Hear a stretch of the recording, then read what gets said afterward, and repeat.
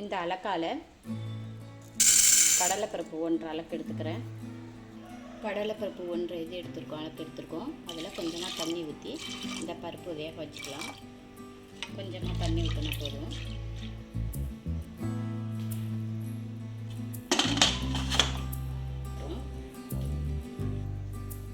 அரிசி மாவு எடுத்துருக்கோம். அதில் 2 கப் எடுத்துக்க போகிறோம்.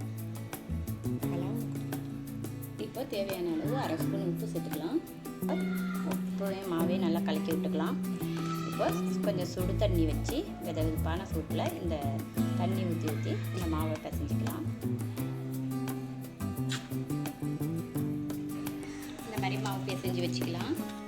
இப்போ இந்த மாதிரி வெந்திருக்கணும்.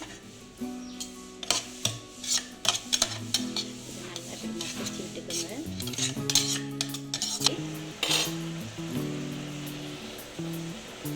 இதுக்குள்ளே தேங்காய் சேர்த்துக்கலாம். 1/2 மூடி தேங்காய் துருவி வச்சுக்கிறேன். 1/2 மூடி தேங்காய் அதையும் சேர்த்து இதில் சேர்த்துக்கலாம். கூடவே 1 கப்பு வெல்லம் சேர்த்துக்கலாம். இது சேர்த்துக்கிறேன். இந்த மாதிரி மாவு எடுத்துக்கோங்க. அரிசி மாவு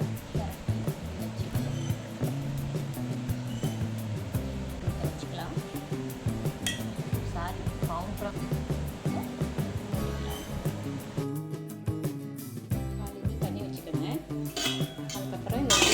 போட்டு வச்சுக்கோங்க. வாழை இலை இல்லை, அதனால் நான் இடியாப்பத்தை கையில் வச்சுக்கிறேன். எல்லாம் போட்டு வச்சுக்கலாம்.